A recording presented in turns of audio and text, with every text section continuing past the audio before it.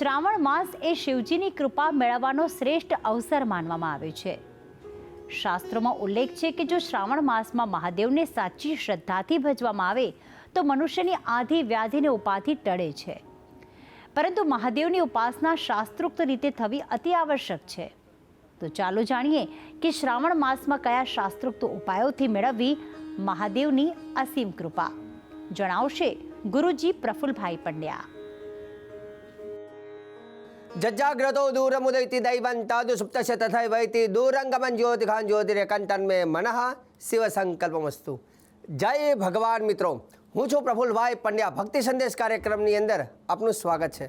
મિત્રો, આજથી શ્રાવણ માસની શરૂઆત થાય છે, તો પહેલાં તો ભક્તિ સંદેશ કાર્યક્રમના તમામ દર્શકોને શ્રાવણ માસની ખૂબ ખૂબ શુભકામના। શ્રાવણ માસ એ શું છે? શ્રાવણ માસમાં કઈ કઈ બાબતોનું ધ્યાન રાખવું જોઈએ? શ્રાવણ માસમાં કયા કયા કાર્ય કરવા જોઈએ? શિવની કૃપા મેળવવા માટે આપણે કયા મંત્રનો જાપ કરવો જોઈએ? સંપૂર્ણ જાણકારી આજના કાર્યક્રમમાં હું તમને જણાવવાનો છું। દર્શક મિત્રો, વાત કરીએ શ્રાવણ માસ। દરેક ભગવાનનો એક માસ હોય છે, જેમ કે માસાના માર્ગશીર્ષોહમ, માક્ષર માસ જે છે ભગવાન નારાયણને સમર્પિત છે। ભગવાન ગણેશજીની વાત કરીએ તો ભાદ્રપદ માસની અંદર 4 થી 14 સુધી ગણેશજીની પૂજા થાય। તેમ દેવીની આરાધના કરવી હોય તો ખાસ કરીને આશ્વિન માસની અંદર નવરાત્રિમાં માતાજીની આરાધના કરીએ। પિતૃ કાર્ય પણ ભાદ્રપદ માસમાં અને કારતક માસમાં કરવામાં આવે છે। તો દરેક દેવી દેવતાઓનો એક હોય છે પ્રિય માસ। તેમ શિવજીનો પ્રિય માસ હોય તો એ છે શ્રાવણ માસ। તો શ્રાવણ માસની અંદર શિવજીનો મહિનો હોય તો જે શિવના ભક્તો હોય એને 1 મહિના સુધી શિવની આરાધના જે કરવામાં આવે છે, તો એવું કહેવાય છે કે સ્વયં મહાદેવજી બહુ જ પ્રસન્ન થાય છે। અને એવું કહેવાય છે કે જ્યારે ભોલે બાબા પ્રસન્ન થઈ જાય એટલે બેડો પાર। ચપટી ભભૂત મેં હે ખજાના કુબેર કા। આમ ભોલેનાથ એટલે કે ભગવાન ભોલેનાથજી પાસે કંઈ જ નથી, પણ જો એ આપે ને તો ચપટી ભભૂતમાં કુબેરનો ભંડાર એક બાજુ રહી જાય। કેમ કે ભગવાન ભોલેનાથે દેવ હોય, દાનવ હોય, માનવ હોય, ગંધર્વ હોય, યક્ષ હોય, કિન્નર હોય, દરેક વ્યક્તિએ જેને જેને મહાદેવની ઉપાસના કરી ભગવાને બધાની ઈચ્છાઓને પૂરી કરી। એટલે ભગવાનને ભોળિયાનાથ કહેવાય છે। બહુ ભોળા છે અને જલ્દી પ્રસન્ન થઈ જાય છે, કિસ્મતની રેખાઓને જલ્દી બદલી શકે છે। પણ તમારી આસ્થા કેવી છે, તમારી ભાવના કેવી છે? કેમ કે શાસ્ત્ર કહે યાદૃશી ભાવના યસ્ય સિદ્ધિર ભવતિ તાદૃશી। તમારી ભાવના સારી હોય, તમારી નિષ્ઠા, તમારી ભક્તિમાં એટલી શક્તિ હોય તો ચોક્કસ કરેલા પુણ્યનો પ્રભાવથી મનુષ્યનું ભાગ્ય બદલાય છે। તો શ્રાવણ માસની અંદર શું કરવું જોઈએ? શ્રવણ ક્રિયતે ઇતિ શ્રાવણ। શ્રાવણ માસની અંદર બને ત્યાં સુધી ભગવાન ભોલેનાથનું નામ શ્રવણ કરવું અથવા નામ બોલવું। શ્રાવણ માસની અંદર શક્ય હોય એટલા ભગવાન શિવજીને ગુણગાન ગાવા, ભજન કીર્તન મંત્ર લેખન કરી શકાય। શ્રાવણ માસની અંદર ભગવાનની શક્ય હોય તો પોતાના ઘરમાં અથવા આજુબાજુમાં મંદિર હોય ત્યાં જઈને નિત્ય પૂજા કરવાનો એક તમે વ્રત લઈ શકો છો કે 30 દિવસ સુધી હું શિવજીની આરાધના કરીશ। અને જો એમાં 30 દિવસ શક્ય ના હોય તો શ્રાવણ માસમાં પ્રિય વાર સોમવાર છે શિવજીનો, તો સોમવારનું વ્રત તો ચોક્કસ તમે કરી શકો છો। અથવા તમારા ઘરની અંદર જો શિવલિંગ હોય, પારદનું શિવલિંગ હોય તો ચોક્કસ એ શિવલિંગની આરાધના નિત્ય તમે કરી શકો છો અને રોજ ભગવાનની પૂજા કરવાની। શ્રાવણ માસની અંદર જપ, તપ, દાન, ઉપવાસ, હવન વગેરેનું વિશેષ મહત્વ રહેલું છે। ઉપવાસ કરીને પણ શ્રાવણ માસ કરી શકાય। જે શિવજીના પરમ ભક્તો છે તે લોકો શ્રાવણ માસની અંદર એક ટાણું કરીને દૂધ કેળા ખાઈને આખો શ્રાવણ માસ કરતા હોય છે। અને જે કદાચ આખું માસ ના કરી શકે તો એ લોકો સોમવારનું વ્રત સોમવાર ચોક્કસ તમે કરી શકશો। બીજા નંબરની વસ્તુ, શ્રાવણ માસમાં શિવજીને પ્રિય વસ્તુ જે છે એ અભિષેક છે। અભિષેક પ્રિય, શિવજીને અભિષેક બહુ પ્રિય છે। આમ તો શાસ્ત્ર એવું કહે છે કે જ્યારે સમુદ્ર મંથન થયું ત્યારે શિવજીએ કાલકૂટ નામનું વિષને ગ્રહણ કર્યું હતું। અને કેમ કે દુનિયાની અંદર જો આ વિષ જો પડે તો દુનિયામાં દરેક વસ્તુને નષ્ટ કરી નાખે। એટલું બધું ભયંકર કાલકૂટ નામનું વિષને જોઈને દેવતાઓ પણ ભાગ્યા હતા અને મહાદેવજીને પ્રાર્થના કરી કે આ દુનિયાને બચાવવાની છે। ત્યારે શિવજી બહુ ભોળા છે, એ ઝેર પીધું। આ દુનિયામાં કોણ કોના માટે ઝેર પીવા તૈયાર થાય? કોઈ ના થાય। પણ દુનિયાને બચાવવા માટે મહાદેવજીએ વિષનું પાન કર્યું અને ગલાની અંદર વિષને અટકાવ્યું। પણ ઝેરની અસર કરે, શિવજીને એની અસર થવા લાગી અને જેના કારણથી શિવજીનું જે શરીરનું તાપમાન વધવા લાગ્યું અને ત્યારે શિવજીને ઠંડા કરવા માટે શિવજીની ઉપર દૂધનો અભિષેક, જલનો અભિષેક, દહીંનો અભિષેક, ઘીનો અભિષેક, વિવિધ દ્રવ્યથી, ધતુરો હોય, બીલીપત્ર હોય, આ બધી વસ્તુઓ ચડાવવાથી એનો અર્થ એવો થાય કે શિવજીને જે પીડા થઈ હતી એ પીડામાંથી મુક્તિ માટે દેવતાઓએ અભિષેક કરવાનું ચાલુ કર્યું અને ત્યાર પછી ભક્તો એ અભિષેક કરે છે. અભિષેક કરવાનું કારણ એ છે કે શિવજીને જે પીડા હતી એમાંથી મુક્તિ, મતલબ શિવજીના દુઃખ દૂર કરવાનું જે પ્રયત્ન કરે છે તો મહાદેવજી એના જીવનના દુઃખોને ચોક્કસ દૂર કરે છે. તો આ આપણી ભાવના હોય છે કે ભગવાન શિવજીનો અભિષેક કરીએ જેથી શિવજીને રાહત રહે, શિવજીને આનંદ થાય. તો શિવજીને પ્રિય અભિષેક છે તો અભિષેક કરવાનો. બિલીપત્ર સૌથી વધારે પ્રિય છે તો બિલ્વપત્ર શિવજીને અર્પણ કરવાનું. ધતુરાના ફૂલ શિવજીને વધારે પ્રિય છે તો ધતુરાના ફૂલનો આગ્રહ રાખીને શિવજીની પૂજા કરી શકાય. વિશેષમાં શ્રાવણ માસમાં કરવા લાયક વ્રતો, જેમાં શિવ પાર્થેશ્વરનું વ્રત જે લોકોને કરવું હોય તો એ આખા માસ દરમિયાન શિવલિંગ, માટીના શિવલિંગ બનાવી નિત્ય સવારે એની પૂજા કરવી, સાંજે એનું વિસર્જન કરવાનું અને રોજ બનાવવાનું, રોજ સાંજે વિસર્જન કરવાનું. એને પાર્થેશ્વર કહેવાય. પાર્થેશ્વર શિવલિંગનું વ્રત એ શ્રાવણ માસમાં કરવાથી એના વિશેષ લાભ જોવા મળે છે. એનાથી વિશેષ શ્રાવણ માસની અંદર શિવ પુરાણનું વાંચન કરવું શુભ પરિણામ આપે છે. તમારા ઘરમાં જો શિવ પુરાણ હોય તો શિવ પુરાણનું વાંચન કરી શકાય અથવા શિવ કથા જ્યાં હોય એનું શ્રવણ કરવાથી, શિવના ગુણગાન શ્રવણ કરવાથી પણ મહાદેવજીની કૃપા પ્રાપ્ત થાય છે. મહામૃત્યુંજય મંત્રનો જાપ કરવાથી પણ શિવજીની કૃપા પ્રાપ્ત થાય છે. મૃત્યુંજય મંત્રનો જાપ આપ લેખન કરી શકો છો નોટની અંદર અથવા તમે ભગવાનની સામે બેસી એના મંત્ર જાપ કરી શકો, જેમાં 11,000, 21,000, 51,000, 1 લાખ, 1.25 લાખ વગેરે તમે તમારી શક્તિ ભક્તિ પ્રમાણે એનું અનુષ્ઠાન લઈ શકો છો.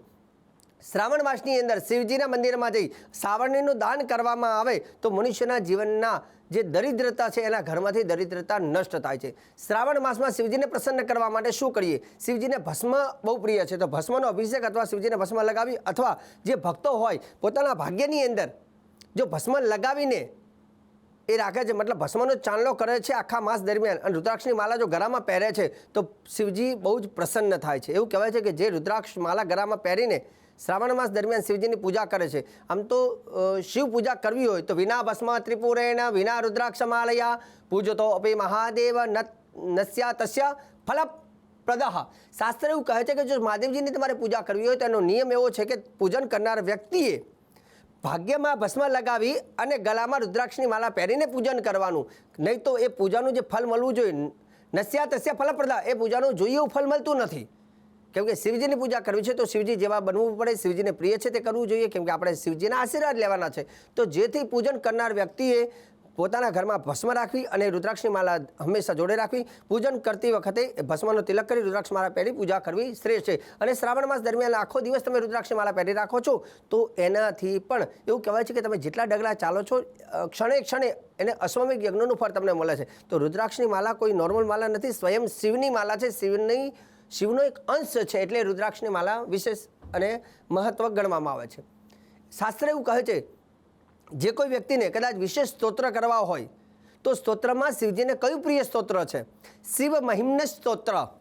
શિવ મહિમ્ન સ્તોત્ર જે પુષ્પદંત નામના ઋષિએ જે સ્તોત્રની રચના કરી હતી અને શિવજીને આ બહુ પ્રિય છે, જેના લગભગ 40 થી 44 શ્લોકોની આજુબાજુમાં છે અને એ શ્લોકોનું રોજ એક શિવ મહિમ્ના સ્તોત્ર બોલી અથવા એનો અભિષેક કરતી વખતે એનો પાઠ કરવાથી અથવા અષ્ટાધ્યાય રુદ્રનો પાઠ કરવાથી મહાદેવજીની કૃપા વિશેષ મળે છે. કેમ કે શિવ મહિમના સ્તોત્રની અંદર એવું લખ્યું છે કે અઘોરાનના પરો દેવો મહિમનો ના પરાસ્તુતિ અઘોરાનના પરો મંત્ર નાસ્તિ તત્વમ ગુરુ પરમ. મતલબ એવું કહેવાય છે કે શિવજીનો મહામંત્ર છે, અઘોર મંત્ર છે. શિવજીને પ્રિય સ્તોત્ર છે, શિવ મહિમ્ન સ્તોત્ર છે. તો આ શિવ મહિમ્ન સ્તોત્ર દરેક સ્તોત્રમાં શ્રેષ્ઠ છે એટલે શિવ મહિમ્ન સ્તોત્રનું વિશેષ આપ એના પાઠ ભગવાન મહાદેવજીની સામે કરવાથી મહાદેવજીની વિશેષ કૃપા પ્રાપ્ત થાય છે. એવું કહેવાય છે કે મહામૃત્યુંજયનું અનુષ્ઠાન તમે જો કરતા હોવ તો અનુષ્ઠાનનો એક નિયમ છે કે જેટલા તમે મંત્ર જાપ કરો છો એના 10મા ભાગનો હવન કરવો ફરજિયાત હોય છે, તો એને અનુષ્ઠાન કહેવામાં આવે છે. એનો ક્રમ એવો છે કે દાખલા તરીકે આપણે 1 લાખ કદાચ મંત્ર જાપ કર્યા હોય તો એનો 10મો ભાગ જે થતો હોય એટલે કે 1 લાખના 10મો ભાગ એટલે 10,000 એની આહુતિ આપવાની થાય. તમે જો 50,000 મંત્ર જાપ લો છો તો એના એ પ્રમાણે 10મો ભાગનો હવન કરવો. કેમ કે કોઈ પણ અનુષ્ઠાન કરો એને તદ દશાંશ હોમ એના 10મા ભાગનો હવન કરીએ છીએ તો અનુષ્ઠાનનું આપણને યોગ્ય ફળ પ્રાપ્ત થાય છે. બીજી આગળ વિશેષ વાત તમને જણાવી દઉં કે જે લોકો મંત્ર લેખન કરવું હોય તો એ લોકો માટે એક શ્રેષ્ઠ ઉપાય કહી દઉં. તમે મહામૃત્યુંજય મંત્ર લાલ પેન દ્વારા એક કાગળની અંદર લખવાનું અને એ મહામૃત્યુંજય તમે 11,000, 21,000, 51,000 જે તમારી શક્તિ પ્રમાણે લખી અને છેલ્લે શ્રાવણ માસ જ્યારે પૂર્ણ થાય અમાસના દિવસે એ બધી જે મંત્ર છે એ મંત્રની એક કાગળને તોડી અને એની ઉપર જે આપણે લોટ હોય છે, જે ઘઉંનો લોટ જે આપણે પૂરી બનાવી છે એ લોટ એની ઉપર લગાવી અને એની ગોળી બનાવી અને પાણીમાં નાખી અને માછલીને ખવડાવવાથી પણ એવું કહેવાય છે કે એ યંત્ર જેવું માછલીના પેટમાં જાય તો એનાથી પણ તમારું લખેલું યંત્ર સિદ્ધ બને છે, આવું પ્રમાણ શાસ્ત્રમાં બતાવેલું છે. એનાથી આગળ વાત કરીએ તો મહાદેવજીનો એક રુદ્ર ગાયત્રી મંત્ર, કેમ કે દરેક દેવના એક ગાયત્રી મંત્ર હોય છે. રુદ્ર ગાયત્રી મંત્રનું પણ એક વિશેષ મહત્વ, જે લોકોને શરીરમાં અશક્તિ રહેતી હોય, તંદુરસ્તી ન રહેતી હોય, હુનર જેનામાં ઓછી હોય, ડર અને ભયનો માહોલ હોય, તો એવા વ્યક્તિએ ભગવાન શિવજીનો રુદ્ર ગાયત્રી મંત્રનો જપ કરવાથી પણ એમને શક્તિની પ્રાપ્તિ થાય છે. તે મંત્ર છે ઓમ તત્પુરુષાય વિદ્મહે, ઓમ તત્પુરુષાય વિદ્મહે મહાદેવાય ધીમહિ તન્નો રુદ્ર પ્રચોદયાત. શિવજીનો રુદ્ર ગાયત્રી મંત્ર છે અને એને સાથે સાથે મહામૃત્યુંજય મંત્ર પણ એક કલ્યાણકારી છે. એવું કહેવાય છે કે મૃત્યુંજય મહાદેવ ત્રાહિમામ શરણાગતમ જન્મ મૃત્યુ જરા વ્યાધિ પીડિતમ કર્મ બંધને. ત્રાહિમામ, જે વ્યક્તિના જીવનમાં ત્રાહિમામ એટલે ભયંકર ત્રાસ પડ્યો હોય, થાકી ગયો હોય, કોઈ રસ્તો ન મળતો હોય, તો મહાદેવજીના શરણે જવાથી પીડિતમ કર્મ બંધને, એના બધા જે કર્મ જે બંધન જે છે એમાંથી એને મુક્તિ મળે છે. તો મહામૃત્યુંજય મંત્ર જાપ પણ આપ કરી શકો છો. સાથે સાથે એવું કહેવાય છે કે જેનું મન બહુ વિચલિત રહેતું હોય તે લોકોએ બિલીપત્ર શિવજીને અર્પણ કરવાનું અને અભિષેક કરવાનો. અભિષેક કર્યા બાદ બિલીપત્ર લઈ આંખે મસ્તકે હૃદય લગાવવાથી એવું કહેવાય છે મન વિચલિત રહેતું હોય તો એ લોકોને મન સ્થિર બને છે. શિવજીનો એક બીજો પંચાક્ષર મંત્ર પણ કલ્યાણકારી છે, ઓમ નમઃ શિવાય. 5 અક્ષરવાળો પંચાક્ષર મંત્ર એ પણ ચમત્કારી છે. ઓમ એટલે પરબ્રહ્મ કહેવાય અને પંચાક્ષરના 5 અક્ષર જે છે એ પંચતત્વ પૃથ્વી જલ તેજ વાયુને આકાશ પંચતત્વનો આ મંત્ર એને પણ શિવજીનો પ્રિય મહામંત્ર ગણવામાં આવે છે. શિવજીને શું માનીને પૂજા કરવી? તો શિવજીને એવું કહેવાય છે કે માતા પિતા માનીને પૂજા કરવી જોઈએ. ઘણા લોકો એવું કહેતા હોય છે કે ભાઈ શિવલિંગ છે એની ઉપર પાણી નાખીએ કે દૂધ નાખીએ, એના કરતાં કોઈકને ગરીબને આપીએ. ઘણી બધી લોકોની આસ્થાના આવી બધી વાતો હોય છે, બરાબર, ઠીક છે, ગરીબોને દાન કરવું એ જરૂરી છે, પણ શિવજીને અભિષેક ન કરવો એ શાસ્ત્રમાં લખ્યું છે કે દેવતાઓએ અભિષેક કર્યો છે તો આપણે કરવો જોઈએ. ભલે શિવજીને તમે 100 ગ્રામ દૂધ ચડાવો, 2 લીટર ભલે દાન કરો, એ દાન કરવું જરૂરી છે, પણ શિવજીને ચડાવવું પણ જરૂરી છે. કેમ કે શિવજી કોણ છે? તો જગત પિતરૌ વંદે પાર્વતી પરમેશ્વરો. શાસ્ત્ર કહે છે, હું નથી કહેતો. જગત જગત એટલે આખા જગતના. જેમ કોઈ માતા પિતા વૃદ્ધ થાય તો છોકરાની એક ફરજ બને છે કે મા બાપ વૃદ્ધ અવસ્થામાં એ કામકાજ નથી કરી, એની સેવા કરવી, તેમ આખા જગતના માતા પિતા જે છે શિવજી અને પાર્વતીને ગણવામાં આવે છે. તો જેમ આપણે મા બાપની સેવા કરીએ તેમ શ્રાવણ મહિનો આવે તો આપણે જગતના માતા પિતા, જે આપણા પણ માતા પિતા કહેવાય, જગતના પિતરૌ, જગતના માતા પિતા પાર્વતી પરમેશ્વરો, શિવ અને પાર્વતી ગણવામાં આવે છે, તો એની પૂજા માતા પિતા માનીને પૂજા કરવી જોઈએ. એનાથી આગળ વાત કરીએ તો શિવજીની પૂજા કરતાં પહેલાં ભગવાન સૂર્યનારાયણને એક લોટો ભરીને જલ અર્પણ કરી અર્ઘ્ય પ્રદાન કરીને શિવજીની પૂજા કરવી એ વિશેષ પરિણામ આપે છે. મહાઅભિષેકમ સર્વત્ર શંખમ નૈવમ પ્રકલ્પયેત. બીજા નંબરની વાત કે શિવજીનો અભિષેક કરતા હોય ત્યારે શંખમાં પાણી ભરીને શિવજીની ઉપર અભિષેક ન કરવું જોઈએ. શાસ્ત્ર કહે સૂર્ય મહાઅભિષેકમ સર્વત્ર શંખેમ નૈવમ પ્રકલ્પયેત. શિવ સૂર્ય અર્ચના વિના, શિવ અને સૂર્ય એટલે કે શિવજી અને સૂર્ય ભગવાનને શંખની અંદર જલ ભરીને અભિષેક કરવું ન જોઈએ. એટલે એક આ ભૂલ તમે ન કરતા. તાંબાના કલશની અંદર જલ લઈને અભિષેક કરવો શ્રેષ્ઠ ગણાય છે, પરંતુ શંખમાં અભિષેક ન કરવો, સ્ટીલના લોટામાં ભરીને અભિષેક ન કરવો, આ બાબતનું ધ્યાન રાખવાનું. તાંબાનો કલશ સૌથી શ્રેષ્ઠ અને તાંબુ પવિત્ર ગણવામાં આવે છે. શક્ય હોય તો શાસ્ત્ર તો એવું કહે છે કે શ્રાવણ માસની અંદર કઈ વસ્તુનું ધ્યાન રાખવું જોઈએ, શું ન કરવું જોઈએ. હા, જે લોકો શ્રાવણ માસ કરનાર છે એ લોકોએ લસણ ડુંગળીનો ત્યાગ કરવો. શ્રાવણ માસ કરનાર વ્યક્તિએ ખાસ કરીને અક્રોધનાહ શૌચપરાહ સતતમ બ્રહ્મચારી દેવ ધ્યાન પ્રસન્ન મનસ સદા, એ લોકોએ ડુંગળી લસણનો ત્યાગ કરવો. બને ત્યાં સુધી નખ અને વાર અને દાઢી એ ન કરવી જોઈએ, કેમ કે જે લોકો વ્રત કરે છે તો વ્રતનો આ એક નિયમ છે. સાથે સાથે અક્રોધના, શ્રાવણ માસ દરમિયાન બને ત્યાં સુધી ક્રોધનો ત્યાગ કરવો. પ્રસન્ન રહીને અને સતત ભગવાન શિવજીનું મંત્ર, નામ મંત્ર એ સ્મરણ કરતા રહેવું જોઈએ. ત્યાંથી કુદ્રષ્ટિ કો વાક્ય કુલાચારહીનમ, એવું કહેવાય છે ખરાબ દ્રષ્ટિ અને ખરાબ વાક્ય ન બોલવા જોઈએ. જે લોકો શ્રાવણ માસ કરી રહ્યા છે એ લોકો શક્ય હોય તો ભૂમિ ઉપર શયન કરવાનો આગ્રહ રાખવો અને ભૂમિ ઉપર ખાસ કરીને જે કંઈ તમે ચાદર પાથરતા હોય ત્યાં એક દર્ભ રાખી અને ભૂમિ ઉપર શયન કરવું, કેમ કે અનુષ્ઠાન કરતા હોય તો અનુષ્ઠાનના એક નિયમ હોય છે. સાથે સાથે એવું કહેવાય છે કે જે લોકો અનુષ્ઠાન કરતા હોય, મહામૃત્યુંજયના મંત્ર જાપ લીધા હોય તો આ માસની અંદર પવિત્રતા જાળવવી અને બને ત્યાં સુધી બ્રહ્મચર્યનું પાલન કરવું પણ જરૂરી છે. શ્રાવણ માસની અંદર તમે જો કોઈ શિવાલયમાં ગયા હોય, મંદિરમાં ગયા હોય તો મંદિરે પૂજા કરીને જ્યારે બહાર આવતા હોય ત્યારે થોડી વાર તમારે ત્યાં મંદિરનો જે ઓટલો હોય કે બહારનો જે કંઈ જગ્યા હોય ત્યાં 2 મિનિટ બેસવું, ઓમ નમઃ શિવાય થોડી વાર ઉચ્ચારણ કરીને પછી નીકળવું, કે ડાયરેક્ટ જવું ન જોઈએ, કેમ કે 2 મિનિટ ત્યાં બેસવું પણ જરૂરી છે.